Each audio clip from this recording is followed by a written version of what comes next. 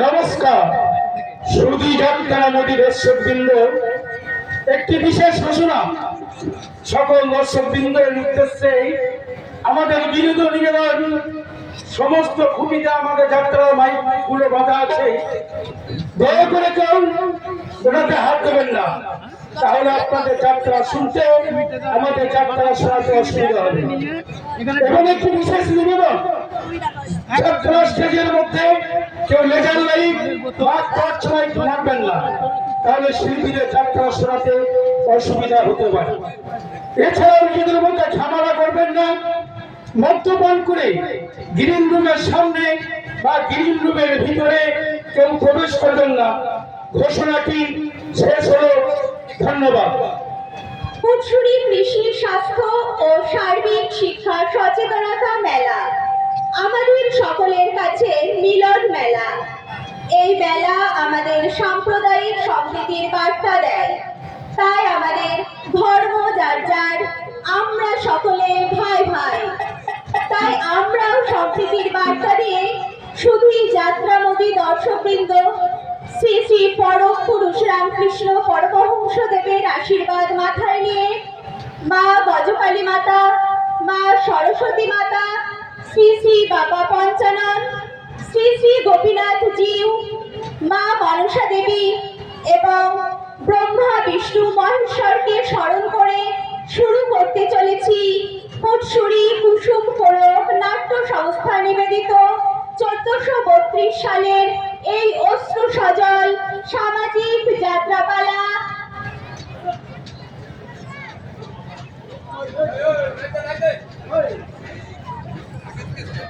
নমস্কার, আমি এই মানিকডাঙ্গার এমএলএ লালমোহন গাঙ্গুলি। বন্ধুগণ, আশা করি আপনারা সব ভালো আছেন, কিন্তু আমার কপাল হয়তো ভালো নেই। সারা আমার এই পথের কাটা সাঁওতাল বাচ্চা গোবিন্দ আমার রাস্তা কেটে দিচ্ছে। ওইগুলোকে আমাকে দুনিয়া থেকে সরিয়ে দিতে হবে। আমার ওই চৌকিদার জবাব পেটে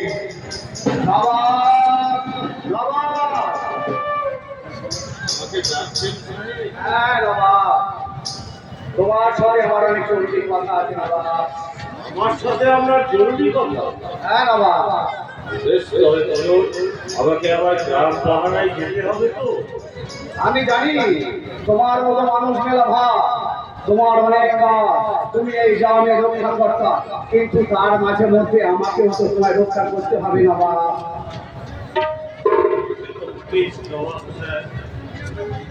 আমি আপনার বাড়ির একজন সামান্য কর্মচারী, এটা যেমন ঠিক তেমনি আমি এই গ্রামের একজন রক্ষাকর্তা।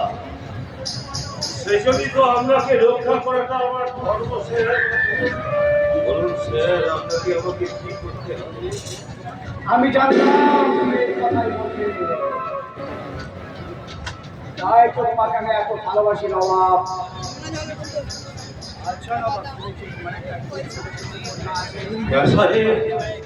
একটা প্রকৃতি আমার কন্যা সন্তান আছে, তার মাত্র বয়স 8 বছর। বাবা মেয়ের পেছনে মানুষ করতে আমার খুব কষ্ট। তোমার ওই শিশু কন্যাটার সমস্ত দায়িত্ব যদি আমি নিই তা কেমন হবে নবাব? বলছেন সাহেব, আগে আমার মেয়ের দায়িত্ব নেবেন? হ্যাঁ নেব। আমার স্বপ্ন তো এই একটাই যে আমার মেয়েটাকে মানুষের মতো মানুষ করতে হবে। আচ্ছা বাবা, তুমি নিশ্চয়ই ওই পাড়ার সাঁওতাল বাচ্চা গোলামা আর গোবিন্দকে নিশ্চয়ই চেনো। তাই আমি চাই ওদের দুটোকে আমি পৃথিবী থেকে সরিয়ে দিতে।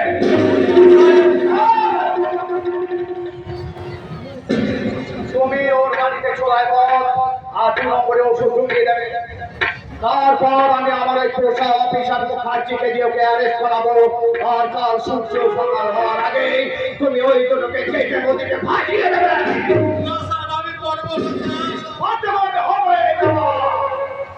একটা কথা মনে রেখো, যদি তোমার ওই ফুটফুটে তিলুই শিশুটা মারা যায়, আমার মেয়েটাকে বাঁচাতে আমাকে যে পারতেই হবে, পারতেই হবে। সাবাস সাবাস সাবাস। গ্রামবাসীর কাছে আমি ভগবান হয়ে এরকম একটা শয়তানের কাজ করতে পারলেন স্যার? বলো বলো, সব পারে, সব পারে। আমার স্বার্থ রক্ষা করার জন্য আমি যা খুশি তাই পারি। আর তাই সবচেয়ে পদে যে ভালো হয়ে দাঁড়াবে তাকে আমি দুনিয়া থেকে সরিয়ে দেবো। আর বেশি ঝামেলা না, ফায়সালা না করে যেটা বলছি সেটা করো। আর তারপর শুরু হবে আমার আসল খেলা। ওই নিশিকান্ত চৌধুরীর পরমে কাজলকে আমি বিয়ে করব। তারপর শহরের বাচ্চা নিশিকান্তকে শেষ করে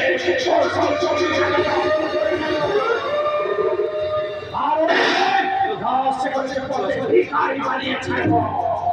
না স্যার, এই পাপ কাজ আপনি করবেন না স্যার। কিসের পাপ? এসব পাপ নয়, এটা আমার দৃঢ় অঙ্গীকার। কথা মনে রাখো, এই সন্ধান করে কাল শহরে সূর্য ওঠার আগেই আমি যেন শুনতে পাই ওই গোলাম আর গোবিন্দ দেবতা নদীর জলে ভাসছে।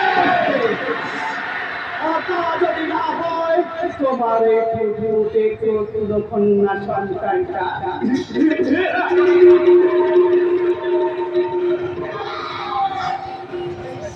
ঈশ্বর তুমি আমাকে কোন মরণ খেলায় লাগিয়ে দিয়ে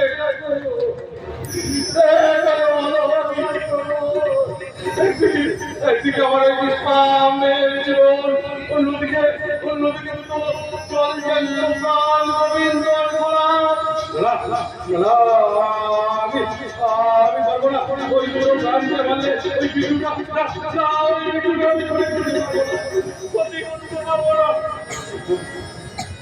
আমাকে তো এইভাবে ভেঙে পড়লে চলবে না।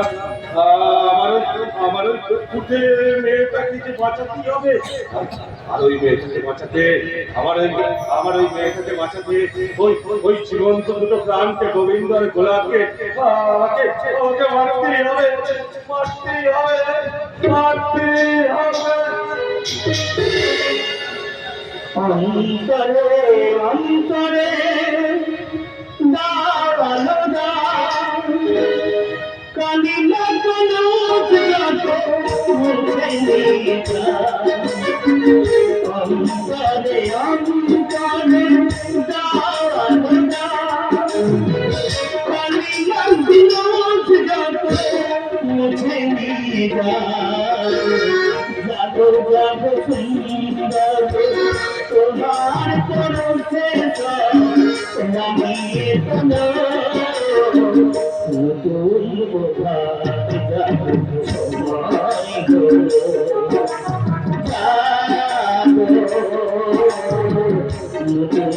বোঝাতে যাবো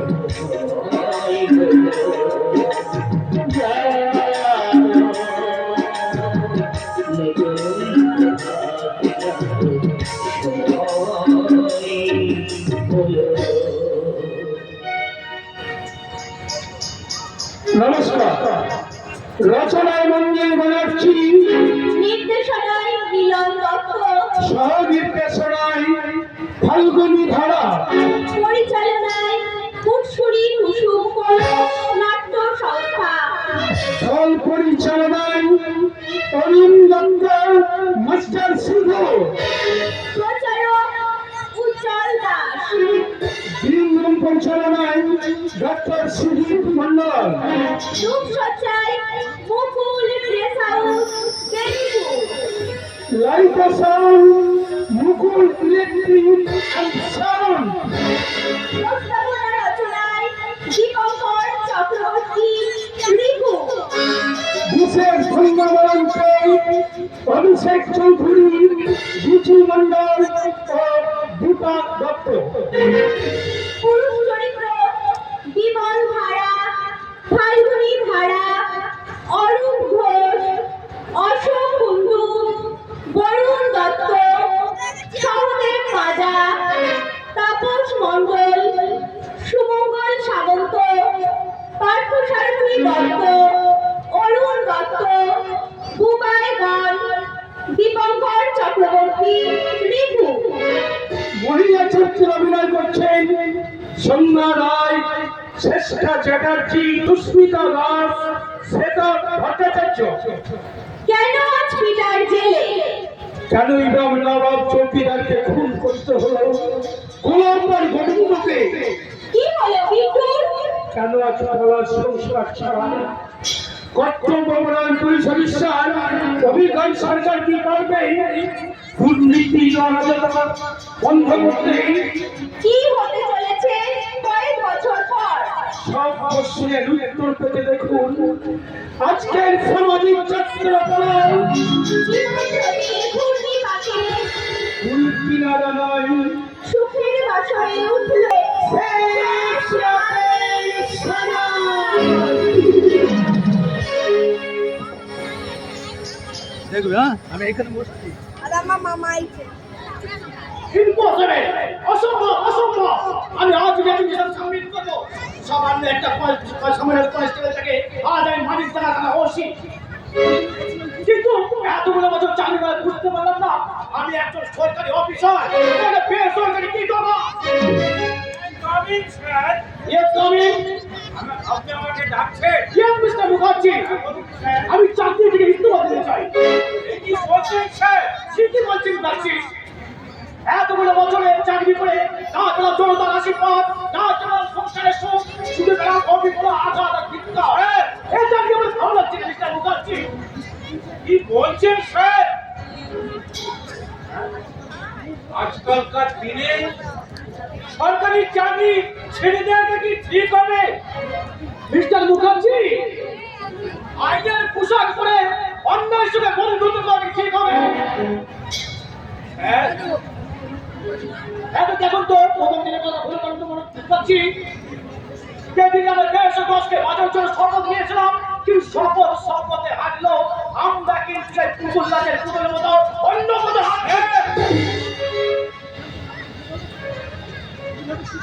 এভাবে সিদ্ধান্ত নেওয়াটা কি ঠিক হবে? হ্যাঁ, আমি কি বলছিলাম জানেন স্যার?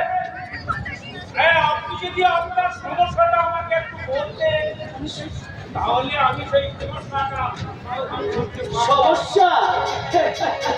আরে কত সমস্যার সমাধান করবেন মশাই? জানেন মিস্টার মুখার্জি, আমি প্রথম পোস্টে হয়ে গেলাম কলকাতা কিলতলা পাড়া। ওখানে কিছু কুখ্যাত সমাজ বিরোধী কিছু কিডন্যাপ করতো। আমি সেইগুলোকে ধরার জন্য যখন দমফাট পাতাম, তখন আমাকে গ্রেফতার করা হলো মেদিনীপুরে। সেখানেও বাতাসে বালুদারি বন্ধ, রাজনীতি হানাহানি, আজ বন্ধ তার রেল অভিযান। আর কোন ক্রিমিনালকে অ্যারেস্ট করলে পার্টির নেতারা কাজ কমাটি বার করে বলে ওকে ছেড়ে দিন না। কিন্তু এ যুবক তো বলবেন কি করে স্যার? ভুল করছেন মিস্টার মুখার্জি। আমি এই কাজে জয়েন করছি মাত্র 7 দিন।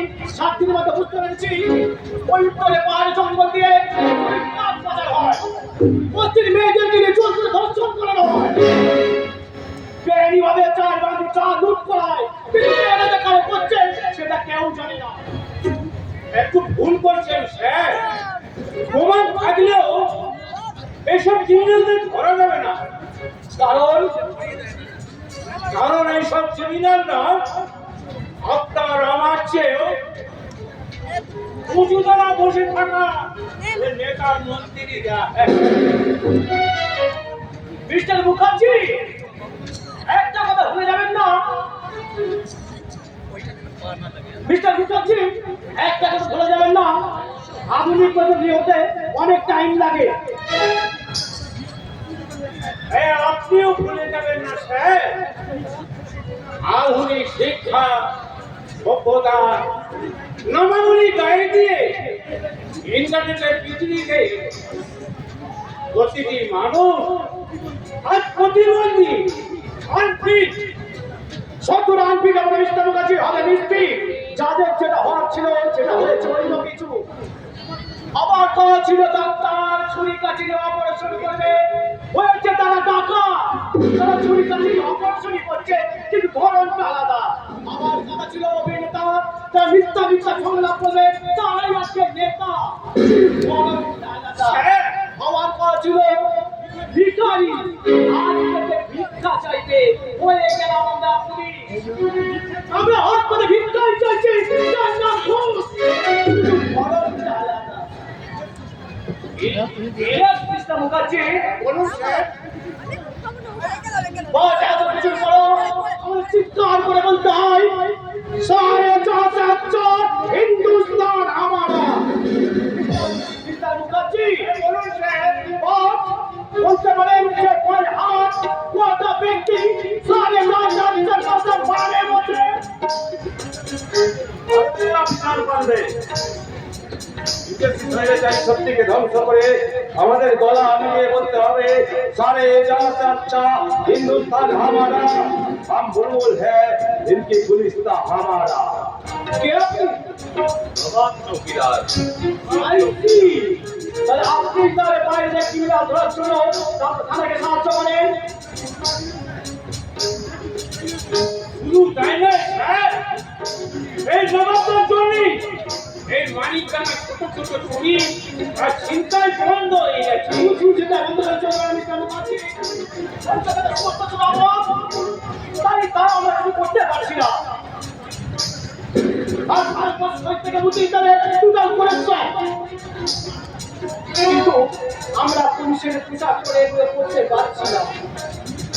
কেমন করে করবেন স্যার? হচ্ছে পশ্চিম বাংলার গ্রামগঞ্জের পাড়াগুলোতেই ঘুরলেই বুঝতে পারবেন থানায় ফোন আছে অথচ লাইট নেই। নবাববাবু, লাইট তো বাজে না, থানায় জিপ আছে কিন্তু পেট্রোল নেই, তাই তো চলে না। অফিসারদের উপরে একটা করে গোজা পিস্তল আছে কিন্তু চালাবার হুকুমদার নেই। ওই মহামান্য সরকার দায়িত্ব চালাতেও পারেন না। আসলে প্রশাসনের ভবিষ্যৎটাই অন্ধকার। টর্চ চিনেতে একটু আলো করবেন, আর উপায় নেই, কারণ ব্যাটারি যে নেই, টর্চও জ্বলবে না। নবাবদা, ভারতবর্ষের আইন অন্ধ, প্রশাসন বক্তব্যে পড়েছে। হাসপাতালের বেডে মৃত্যুর সঙ্গে পাঞ্জা লড়ছে মানবতা। জীবন যুদ্ধে পরাজিত সৈনিক কারাগারে বন্দী হয়ে চাকরিজীবী মানুষ, চারিদিকে শুধু ব্যবচার, সন্ত্রাস আর হানাহানি। জানি জানি, কিন্তু মনুষ্যত্ব বিসর্জন দিয়ে আমি একটা মানব সম্মত মানুষ হয়ে এই আইনের পোশাক পরে আমি কোনো কিছু করতে পারছি না। উত্তেজিত হবেন না সাহেব, এ কাজ তো বড় কঠিন। আর কাজটা মেলেরিয়ায় বুদ্ধিমানের কাজ। চাকরি ছেড়ে চলে যাওয়া মানে তো বেড়ে যাওয়া। এমনিতে তো প্রশাসন দপ্তরটা সাফ করতে হচ্ছে। আপনি ইস্তফা দিয়ে অক্সিজেনের অভাবটা খাওয়াবেন না। আপনি ঠিক বলেছেন নবাবদা, আপনি আপনি সিদ্ধান্তটা পাল্টে ফেলুন। মিস্টার মুখার্জির সিদ্ধান্তটা পাল্টা তো কিছু কিন্তু বধির হয়ে থাকা প্রমাণ হবে। মানিকটা সন্ত্রাসকে মুক্ত করতে পারবো না। পারবে? তাই সরকার প্রোডাক্টের কাজ আমরা করব। আপনি হ্যাঁ, আমি কি এটা? এটা একটা ডায়েরি। ইচ্ছা ছিল আমার লেখক হওয়ার, কিন্তু হয়ে গেলাম চৌকিদার। কিন্তু লেখার অভ্যাসটা আমি ছাড়তে পারিনি। সত্যের মুখোমুখি দাঁড়িয়ে সত্যের কালি দিয়ে লেখা, কিছু দুঃসাহসিক প্রমাণ দিনের পর দিন আমি ওই ডায়েরিটা লিপিবদ্ধ করেছি। মানিক জানার অনেক ইতিহাস আমি ওই ডায়েরিতে পড়লে জানতে পারবেন।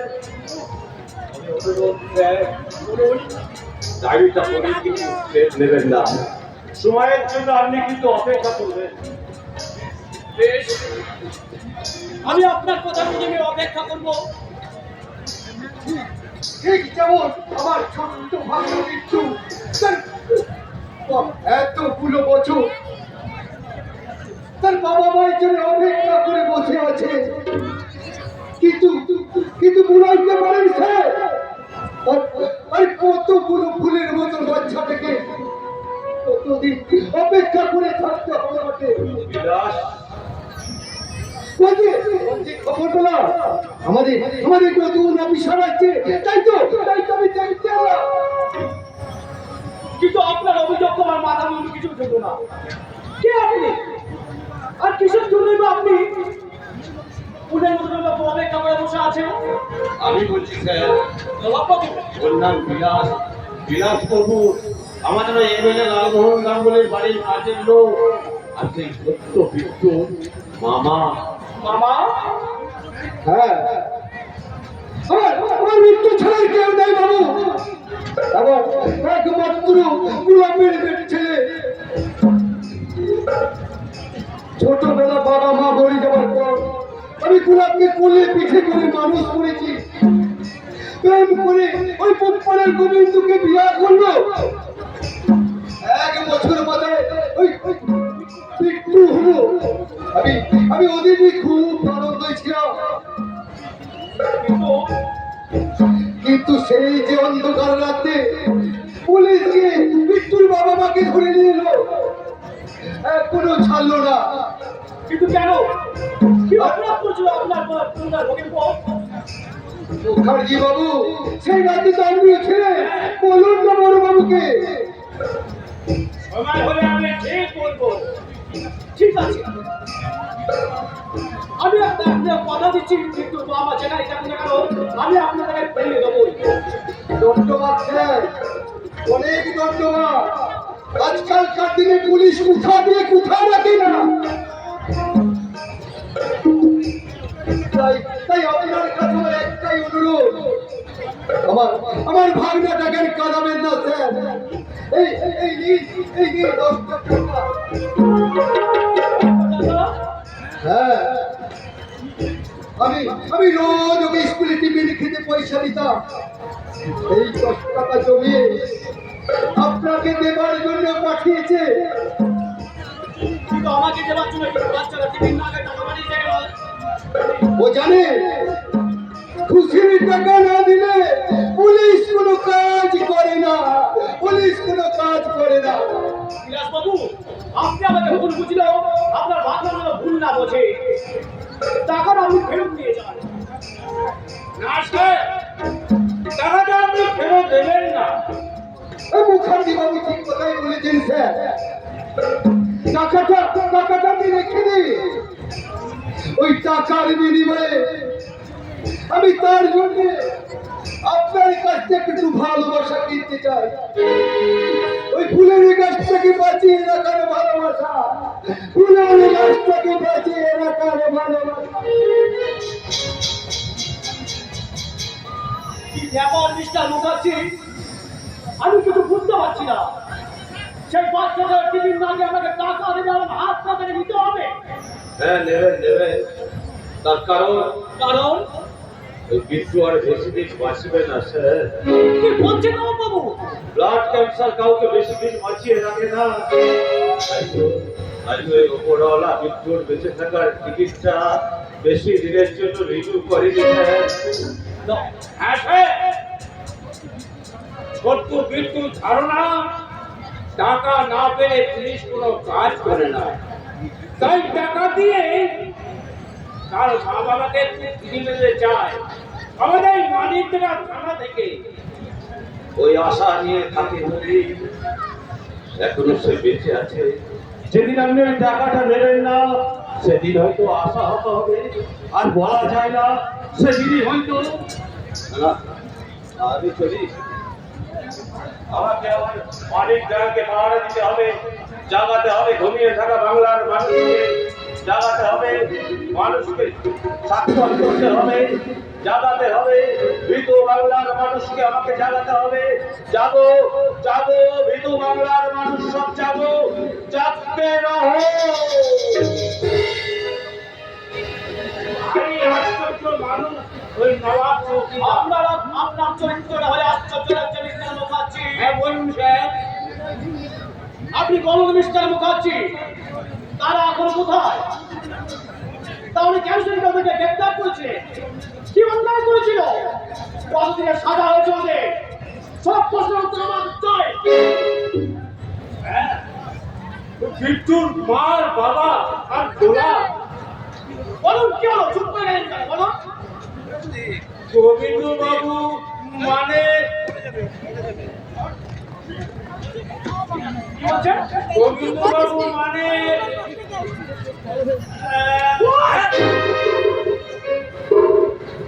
কি বলছেন মিস্টার মুখার্জি?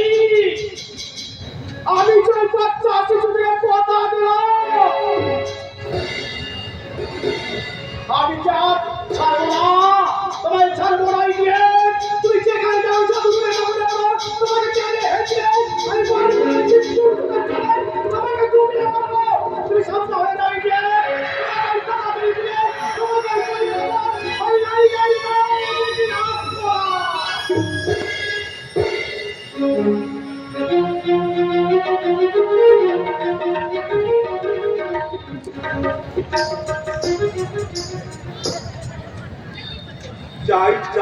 চাই বললেই তো আর পাওয়া যায় না রে। সকাল থেকে উঠে ওই যে চরকির নাচন নাচছি, নেচেই চলেছে। এটা চাই সেটা চাই ওইটা চাই, বলি আর মাস সব খালি হয়ে গেল রে বাবা। দেখি চাপাটা কোথায় গেল? বলি চাপা, ওই চাপা কোথায় গেলি রে? এই যে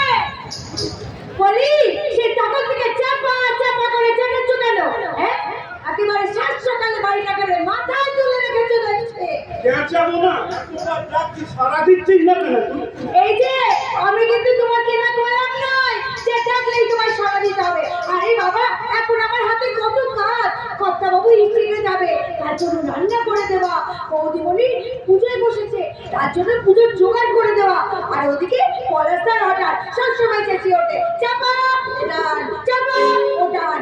আরে বাবা, এই চাপার কি খুব কাটাকুড়ের মতো 10টা হাত আছে বলি না? আচ্ছা তুমি বলো তো সত্যি কথা, এত বড় সংসার একা সামলানো যায় বলো? এ তো সংসার নয়, যেন একটা রাজবাড়ি। তবে বুঝলি চাপা, বড়বাবু বেঁচে থাকাকালীন এই গ্রামে কেউ না খেয়ে থাকতো না। সারাদিন 500-700 লোক খেত। বড়বাবুর মন ছিল আকাশের মতন উদার নির্মল। এই বড়বাবু খুব দান ধ্যান করতো। আচ্ছা যদি কাকা, আমি লোকমুখে শুনেছি ওই কর্তা বাবুর বাবা নাকি বড় বাবু মারা গেছে। আরে চাপা, তুই কথাটা ভুল শুনেছে। রাজশেখর বাবুকে মারা যায়নি, ওকে খুন করা হয়েছে বটে। আমি তো আমি থেকে শুনেছি সেটা, তার মানে কি ওই বড়দিদির বিয়ের দিনকে ওই কর্তা বাবুকে খুন করা হয়েছে। হ্যাঁ, তোরা চুপ কর। তোরা যদি জানিস না দেয়ালেরও কান আছে, এসব নিয়ে আলোচনা না করাই ভালো। তবে তাছাড়া বিলাস, তোমাকে একটা কথা বলি। তোমাকে তো চৌধুরী বাবু এই বাড়িতে আসতে বারণ করেছে, তাও তুমি এ বাড়িতে আসো কেন বলো তো? এই কথার উত্তরটা তো আমার জানা নেই গো যদু কাকা। আরে আসলে আমি হলাম গিয়ে একটা ফুটবো। ওদিকে লালমোহন বাবুর বউ, আরে কাজল দিদি বলে ও বাড়ি থেকে খবর লিয়া। আর চৌধুরী বাবুর বাড়িতে আরে কোনো খবর তো দেবে নাই। তবে তবে তো আমাকে আসতেই হবে। বিলাস, আরে আমি যে লালমোহন বাবুর মাইনে করার চা করবো যে। আরে ছাড়ুন ও কথা, এখন বলুন তো চৌধুরী বাবু কেমন আছে বটে? অনেক জায়গার বুকে চিরন্তন ভালোবাসা থেকে চৌধুরী পরিবার ভালোই আছে। সমস্ত উড়িয়ে চৌধুরী রাজশেখর চৌধুরী এখন ভালোই আছে। বিলাস, তুমি যখন খুশি আমাদের বাড়ি আসবে, তাতে কোনো অসুবিধা নেই। কিন্তু ওই লালমোহন সম্পর্কে খবর দিতে বা দিতে আসবে না। আরে আসলে আপনার বোন। থাক। তোমরা আসলে যে কাজলকে আমার বোন হিসেবে জানো, সে আমার বোন নয়। চৌধুরী বাবু, আজ বহুদিন আগে সপ্ত মানবতার টুকরো টুকরো করে দিয়ে ওর সঙ্গে আমার সব সম্পর্ক শেষ হয়ে গেছে।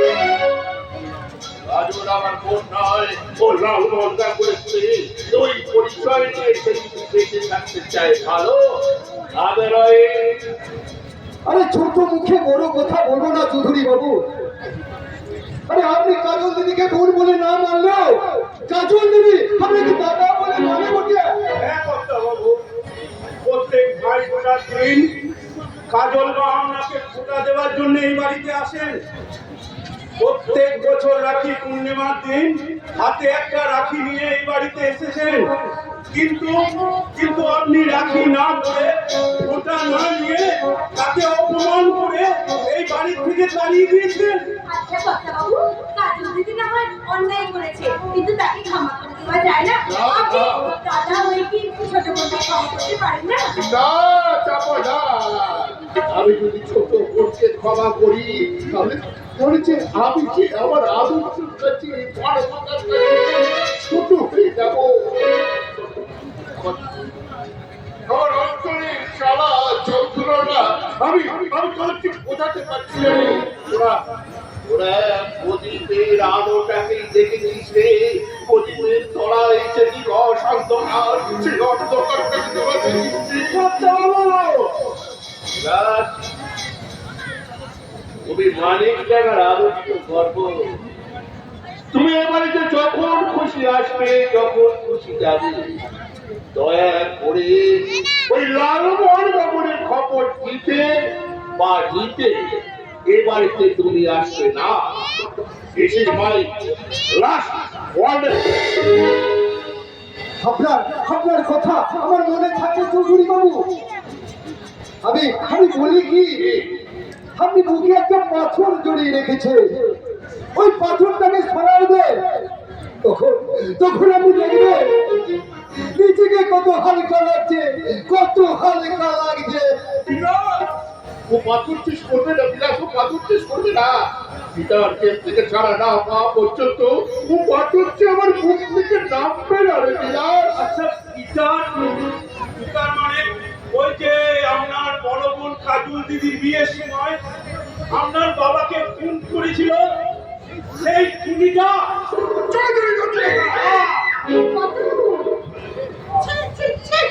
বাবার বলছে একটা মানুষের গায়ে হাত তুলতে তোমার লজ্জা করবে। ভালো তুমি দেখতে পারি নন্দিনী, ওটা আমার পাথর তোমারও তো উচিত ছিল মাথায় তোলা। তা না করে ওই মানুষটার গায়ে হাত তুলে তুমি তোমার বাপের কথা মাথায় তুমি বন্ধুর জন্য তুমি আর যতটাকে অপমান করবে, তাই বলতে বাধ্য হচ্ছে যে অবিচারটা জানাই ভয় করে যতই তুমি আকাশের ওপরে বন্ধু শুনে চলো না কেন, চোখটা কিন্তু তোমার ওই ভাঙারের দিকেই আছে। চোখ আমার ছেড়েছেই থাকো, তোমরা আমার বন্ধুত্ব দিতে চোখ দিতে আসবে না। পিতার সম্বন্ধে একটা বাজে কথা বললে আমি কিন্তু তোমাদের কাউকে ছেড়ে দেবো না। ছেড়ে না দিলেও সত্য কোনোদিন মিথ্যা হয়ে যায় না। তাই তো আমি ঠাকুর ঘরে বসে তোমাদের সব কথা শুনেছি। তাই তো সর্বশক্তিময় করুণার মইকে দিতে বলেছি, ওটাই ঈশ্বর। পৃথিবীর সাথে সাথে তুমি প্রেমকে সৃষ্টি করো, সেই প্রেমকে তুমি ধ্বংস করে দিও না ঠাকুর। এই সাজানো সংসারকে তুমি নষ্ট হতে দিও না। তোমরা দেখো, তোমরাও দেখে দিও এই ভাঙা সংসার আমি একদিন জোড়া লাগাতেই পারবো। তুমি যখন এই ভাঙা সংসারটাকে জোড়া লাগানোর স্বপ্ন দেখছো, আমিও তেমনি তোমার হাতে সকা ভাঙার স্বপ্ন দেখছি। সত্যাবাবু আমার মন যদি পবিত্র থাকে, তোমার সাত পাকে বন্ধনের স্বপ্নকে আমি কোনোদিন সত্যি হতে দেবো না। এটা আমার প্রতিজ্ঞা নয়, এটা সর্বশক্তিময় ওই দেবতার প্রতিজ্ঞা। করে নন্দিনী হাতে পড়ে নাও কাঁচের শাখা, যাতে আমার ভাঙতে সুবিধা হয়। কাজ দিয়ে আয়না তৈরি হয়, শাখা সিঁদুরের বিক্রি নয়। সিঁদুরের বদলে শীতেতে পড়ে নাও লাল লাল, যাতে আমার উঠতে সুবিধা হয় নন্দিনী। অগ্নি সাক্ষী করে বলছি গো, তুমি আমার জীবনকে লুচিয়ে দিয়েছো গো, সেটা বুঝার ক্ষমতা যে আমার নেই। তাই আমি বলছি, তাই বলছি পৃথিবীতে লাখ চেষ্টা আমার সব কাজ করবে। যতই তুমি চোখের জল ফেলো নন্দিনী, কথাটা কান খুলে শুনে রাখো। আমার থেকে নজর দিতে আসবে, তাদেরকে আমি ছেড়ে দেবো না। আরেকটা কথা শোনো, কাজল যেদিনে বাড়িতে আসবে আমি সেদিনকে বাড়ি ছেড়ে চলে যাবো। তুমি কি কোনোদিন শান্তি ছিল থাকতে পেরেছিল? বেহুলা কি কোনোদিন থাকতে পেরেছি? বেহুলা তো একদিন লক্ষ্মীন্দরের পচা দাঁড়াতে ওটা নিয়ে ওই বেহুলা ওই সিঁদুরের জেরে চন্দ্রাদের কাছ থেকে লক্ষ্মীন্দরকে ফিরিয়ে এনেছিল। তাই তো গোটা পৃথিবীর যাওয়া যায়, তার চেয়েও বেশি ওজন স্বামী।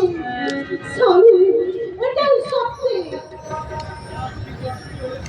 কিন্তু আপনি হলো সত্যি কথা বলছে। তুমি তো জানো নন্দিনী, তোমার স্বামী কোনোদিন ভয় পায় না। কেন আমাকে বারবার তুমি আমাকে কঠিন হতে বাধ্য করছো? কারণ তুমি না জানলেও আমি তো জানি কোনো সেদিন রাত্রে কি হয়েছিল খারাপ ছুড়ে গোটা বাড়ি গান করছিল। আমি আমি কন্যা গান করার জন্য বাবাকে ডাকতে গিয়েছি। থাক সে কথা থাক। আসলে একটু আগে যাবে কোনোদিন, একটু আগে না পোস্ট মাস্টার একটা চিঠি দিয়ে গেল। এই চিঠি দিয়ে গেল আমার ছোট বোন ইলেকের চিঠি। আমার ঠাকুর কিছু লিখেছে পড়ো না। পড়বো, নিশ্চয়ই পড়বো। আমার আমার নিশ্চয়ই করবো। আপনার চোখে জল কথা বাবু, আপনি কাঁদছেন। আমি কাঁদছি বলে কাঁদছি, কিন্তু এ কান্না দুঃখের নয় রে, কান্না আনন্দের কান্না। এই দাঁড়া, এই দাঁড়া, চল, দাঁড়া। আরে, বলুন বন্ধু, পূজনীয় দাদা, পত্রের প্রথমে তুমি ও বোন দুজনে আমার প্রণাম নেবে। যদু কাকা আর বাকিদের আমার শ্রদ্ধা আর ভালোবাসা জানাবে। আমি ভালো আছি, তোমরা কেমন আছো? আমরা ভালো আছি রে, ভালো আছি। ভালো আছি ঠাকুরজি, খুব ভালো আছি। পড়ো না, পড়ো না, আজকে থেকে তুমি পড়ো না। এরপর তো আসল কথাটা লিখেছে গো কি লিখেছে কথা বাবু, কি লিখেছে? কি গো, কি গো, তুমি এমন গম্ভীর হয়ে গেলে কেন? পড়ো না, পড়ো, কি লিখেছে পড়ো। কি লিখেছে কথা বাবু, বলুন বলুন, কি লিখেছে? আগামী মাসের 2 তারিখে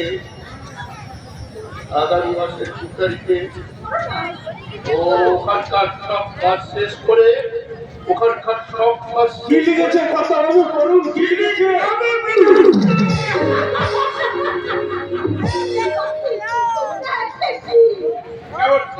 কেমন তোমাদের চোখে দিয়েছিলাম বলো তো? এই এই এই দুটো না কাজ করো, এই বাড়িটাকে না রং করতে হবে। আমি আসছি কথা বাবু, রং মিস্ত্রিকে খবর দিতে যাচ্ছি।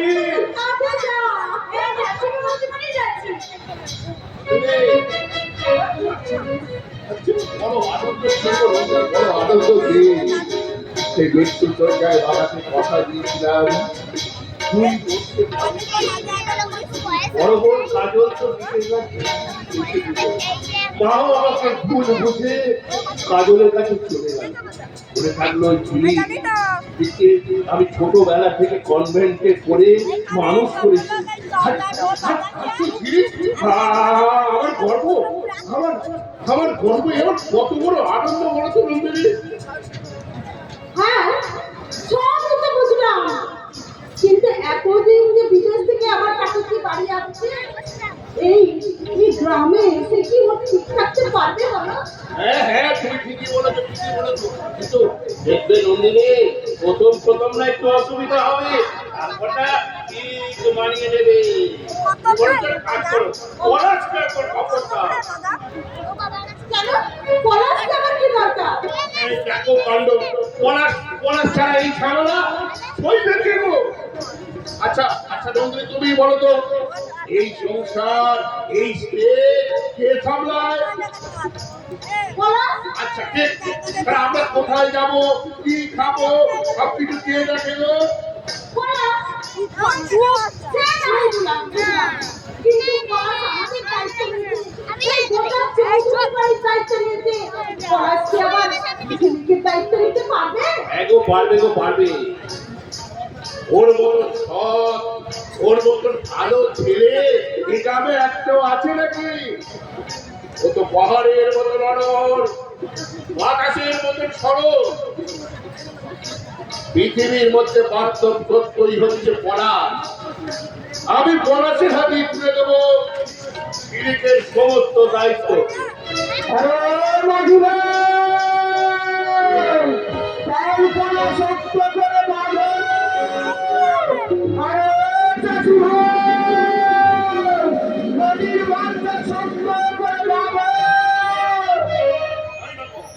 ওই তো পড়াশ আসছে, পড়াশ আসছে। কাণ্ড হয়েছে। দেবে পাল তুলে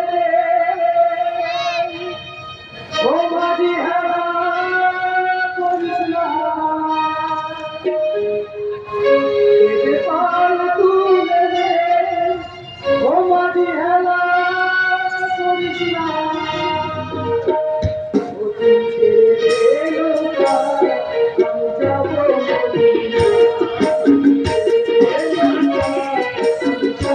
মদিনা পাল তুলে দে মাঝি হেলা করিস না পাল তুলে দে মাঝি হেলা করিস না তুই ছেড়ে নৌকা আমি যাব মদিনা তুই ছেড়ে নৌকা আমি যাব মদিনা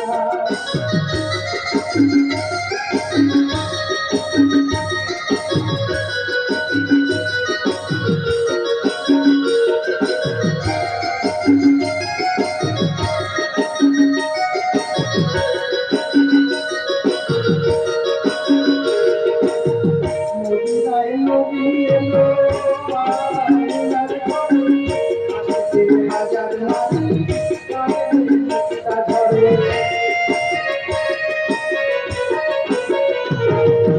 মদিনায় নবী এলো আমিনার ঘরে আসতে হাজার নারী কাঁদলে